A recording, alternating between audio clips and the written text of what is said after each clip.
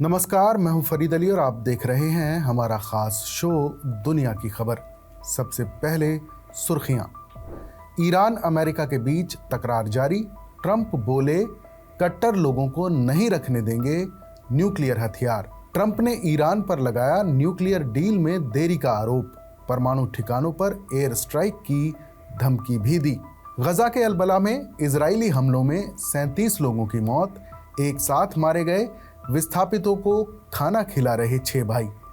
Hamas की नुखबा force के leader की भी मौत। अमेरिका में हमास हिजबुल्लाह का सपोर्ट करने पर होगी कार्रवाई। विदेश मंत्री बोले विदेशियों को इसका संवैधानिक अधिकार नहीं, कर सकते हैं वीजा रद्द। चीन ने बोइंग जेट की डिलीवरी लेने से किया इनकार। अमेरिकी टैरिफ के जवाब में लिया गया फैसला। कीमती मेटल्स की सप्लाई भी रोकी गई। भारत सऊदी अरब की दोस्ती से भारतीय मुसलमानों को बड़ी राहत। मक्का की राह हुई आसान। भारत के हज यात्रा कोटे में हुई ऐतिहासिक बढ़ोतरी। अल्जीरिया ने फ्रांस के 12 अधिकारियों को 48 घंटे में देश छोड़ने का दिया आदेश। काउंसलर की गिरफ्तारी के बाद लिया गया फैसला। जिनेवा में नीलाम होगा भारत का गोलकोंडा ब्लू हीरा। 430 करोड़ रुपए आंकी गई कीमत। इंदौर और बड़ौदा के राजाओं से कनेक्शन। बांग्लादेश में मॉडल मेघना आलम गिरफ्तार। सऊदी अरब के राजदूत को ब्लैकमेल करने का आरोप। पिता बोले शादी करने से किया इनकार, इसलिए हुई गिरफ्तारी। और अब आज की खास खबर। भारत के मुसलमानों के लिए हज यात्रा अब पहले से ज्यादा आसान, सुरक्षित और आरामदायक हो गई है। और इसकी वजह यह है कि भारत और सऊदी अरब के बीच रिश्ते लगातार मजबूत हो रहे हैं। इसी महीने यानी 22-23 अप्रैल को प्रधानमंत्री नरेंद्र मोदी सऊदी अरब यात्रा पर जा रहे हैं और उससे ठीक पहले भारत के हज कोटे में ऐतिहासिक बढ़ोतरी के साथ ही भारतीय मुसलमानों के लिए अहम रियायतें और हज यात्रियों के लिए बेहतर व्यवस्थाएं एक बड़ी राहत के तौर पर सामने आई हैं। इस साल तकरीबन 10,000 मुसलमानों की हज यात्रा प्राइवेट एजेंटों की लापरवाही की वजह से रुक गई थी।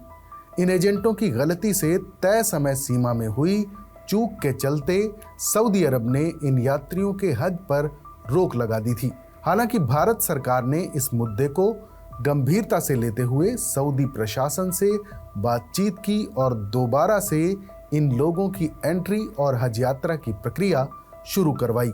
साल 2014 में भारत का हज कोटा जहां 1,36,020 था, वहीं अब 2025 में बढ़कर ये कोटा 1,75,025 हो गया है।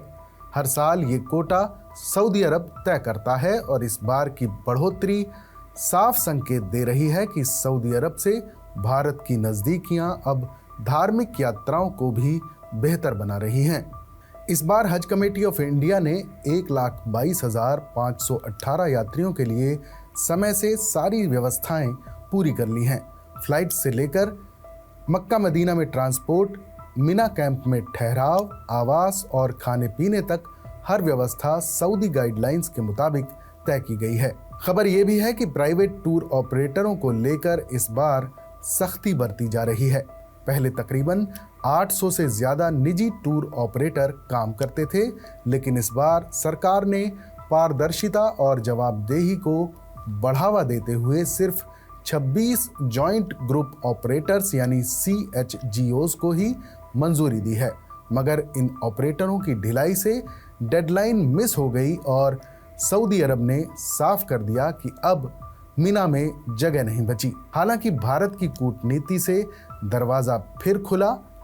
भारत सरकार ने उच्च स्तरीय बातचीत शुरू की। विदेश मंत्रालय से लेकर अल्पसंख्यक मंत्रालय तक ने सऊदी अरब से संपर्क साधा और इसका नतीजा ये हुआ कि 10,000 और भारतीय हज यात्रियों के लिए सऊदी सरकार ने पोर्टल दोबारा खोल दिया, जिसे एक अहम कूटनीतिक कामयाबी माना जा रहा है।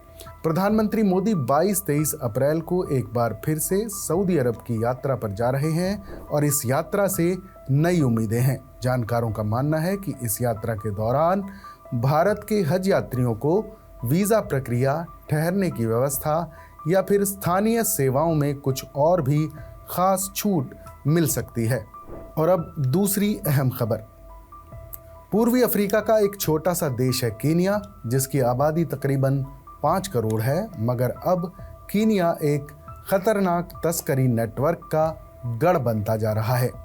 और इस बार मामला ड्रग्स या हथियारों की तस्करी का नहीं है, बल्कि इंसानी अंगों का है। दरअसल कोरोना के बाद फैली बेरोजगारी ने कीनिया के गांवों में रहने वाले लोगों में जीने की उम्मीद तक छीन ली है। रोजगार के मौके खत्म हुए तो जिंदगी बचाने के लिए खुद को ही दांव पर लगाना पड़ा। अब खबर यह है कि एक अंतर्राष्ट्रीय किडनी तस्करी रैकेट इन्हीं हालात का फायदा उठा रहा है, जिसका सीधा कनेक्शन कीनिया से लेकर इजराइल और जर्मनी जैसे देशों तक पहुंचता है, जहां एक तरफ अमीर देश के मरीज अंग प्रत्यारोपण के लिए लाखों डॉलर दे रहे हैं, वहीं दूसरी तरफ कीनिया, अजरबैजान, कजाकिस्तान जैसे गरीब देशों के नौजवान कुछ $1000 के बदले ही अपनी किडनी बेच रहे हैं, वो भी खुद को कानूनी रूप से रिश्तेदार बताकर। लेकिन हकीकत में इन्होंने एक दूसरे को कभी देखा तक नहीं होता। अब आपको बता दें कि कीनिया में किन देशों से मरीज आते हैं। बताया जाता है कि पश्चिमी कीनिया के एल्डोरेट शहर में मौजूद मेडिहील अस्पताल इस पूरे रैकेट का अड्डा बन चुका है, जहां किडनी ट्रांसप्लांट के लिए सबसे ज्यादा विदेशी मरीज आते हैं, खास तौर पर इजराइल और जर्मनी से। इसी तरह जर्मनी की DW की एक रिपोर्ट में सामने आया है कि कीनिया के एक ही शहर ओयुगिस में तकरीबन 100 नौजवानों ने अपनी किडनी बेच दी है। खबर है कि पैसों का लालच देकर ये नौजवान अंधेरे में धकेले जा रहे हैं। इन नौजवानों को पहले नकद भुगतान का लालच दिया जाता है, कई बार $6000 यानी तकरीबन 5 लाख रुपए से ज़्यादा तक की पेशकश होती है, लेकिन इनके हाथ में आते हैं सिर्फ $2 से $4000। कई मामलों में इन्हें ऑपरेशन से पहले किसी मेडिकल जोखिम की जानकारी नहीं दी जाती है और अंग्रेजी में लिखे डॉक्यूमेंट्स पर जबरन साइन करवा लिए जाते हैं। किडनी निकल जाने के बाद जिंदगी की तकलीफें खत्म नहीं होती, बल्कि और बढ़ जाती हैं। किडनी डोनर की तबीयत अक्सर खराब रहने लगती है, उन्हें चक्कर, कमजोरी और बार बार बेहोशी की शिकायत होती है। कुछ नौजवानों को रैकेट में दलाल बना दिया जाता है और नए डोनर लाने पर $400 का कमीशन भी दिया जाता है। इस रैकेट में शामिल मेडलीड नाम की एक एजेंसी खुद को कानूनी और पारदर्शी बताती है, लेकिन जांच में सामने आया है कि इसने झूठे रिश्तों के नाम पर डोनर और रिसीवर को जोड़ने का काम किया है। डोनर और रिसीवर के बीच कोई पारिवारिक रिश्ता नहीं होता, लेकिन डॉक्यूमेंट्स में दिखाया जाता है कि वो रिश्तेदार हैं। साल 2023 में कीनिया के स्वास्थ्य मंत्रालय ने मेडिहील अस्पताल की जांच की रिपोर्ट में खुलासा हुआ कि ज्यादातर ट्रांसप्लांट में डोनर और रिसीवर रिश्तेदार नहीं थे। नकद भुगतान हुआ था और कई बार बेहद बुजुर्ग या बीमार लोगों पर भी ऑपरेशन किए गए। रिपोर्ट में इसे ऑर्गन ट्रैफिकिंग का मामला माना गया, लेकिन इसे कभी सार्वजनिक नहीं किया गया और ना ही इस पर कोई सख्त कार्रवाई हुई। खबरों के मुताबिक जैसे ही मरीजों का सोर्स सोमालिया से इजराइल और जर्मनी की तरफ शिफ्ट हुआ, इस धंधे में पैसा भी तेजी से बढ़ा। अब एक मरीज एक किडनी के लिए $2 लाख तक चुका रहा है। ये सब तब हो रहा है जब इजराइल और जर्मनी जैसे देशों में किडनी डोनेशन के लिए नियम बेहद सख्त हैं। जैसे जर्मनी में किसी मृतक के अंग तभी ट्रांसप्लांट हो सकते हैं जब उसने पहले सहमति दी हो। ऐसे में ट्रांसप्लांट के लिए इंतजार की लिस्ट काफ़ी लंबी है, जिसमें 8 से 10 साल तक का समय लग सकता है। यही वजह है कि मरीज अब कीनिया जैसे देशों में जाकर ऑपरेशन करवाने का ऑप्शन ढूंढ रहे हैं।